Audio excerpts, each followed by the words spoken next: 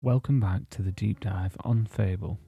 Well, the most recent trailer showed us some extended gameplay visuals for the first time and not just cinematics. We got to see some combat, a little bit of exploration, some interactions with NPCs, and part of the early story. Now, alongside this, we also got given the release window, which was for autumn 2026, and notably that the game is coming to PS5 at launch alongside the Xbox and PC. What did we actually get to see? Well, we got to see little bits of the new world of Albion.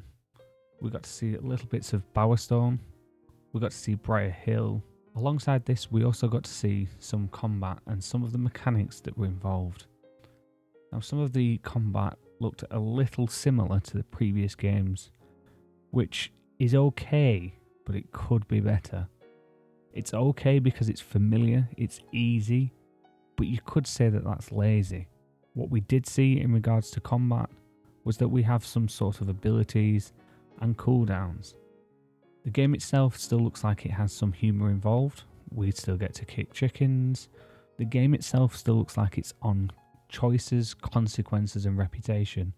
And this is something that the developers wanted to emphasise, that this was still part of the game. Now, in previous Fables, you used to change your actual appearance, whether you did things good, whether you did things that were evil. Alongside this, we also had the weapons upgrading from previous games.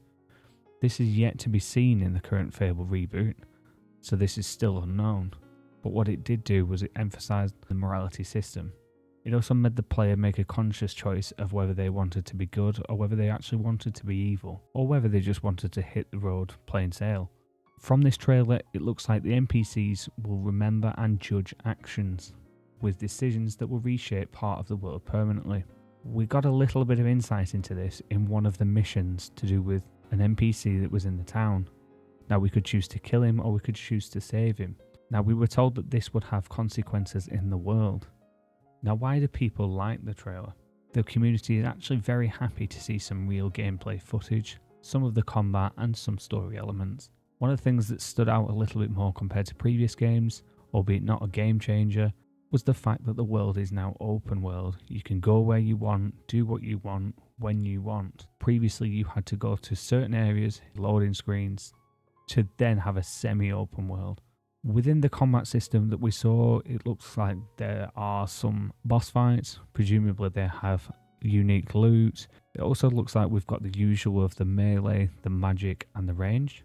Now, what we did get to see in regards to range was that we had a normal bow, but then also a crossbow. The world itself actually looks pretty good. Now, when you compare this to the rest of the games that Playground games actually do, such as Forza, those games also look very good. Now, the opposite side of this was that some of the video looked like it was a little bit framey, although this did seem to resolve towards the end.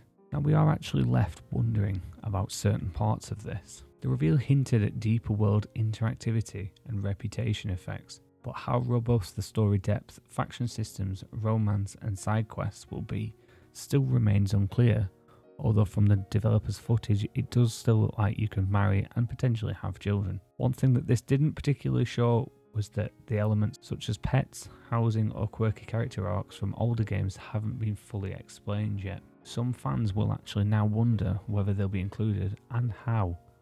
What we do know is that some NPCs will react to decisions, such as becoming rich, a tycoon. There was actually a short clip on the developer footage that actually changed the woman's opinion because she thought we were rich. Now, how this would actually work and whether it would then change how the systems are. Overall, considering that this is now 6 years down the line since the announcement, I think it looks pretty good. But I still feel like we need to see more in the coming months, and I'm sure that we will. Give me your thoughts in the comments below.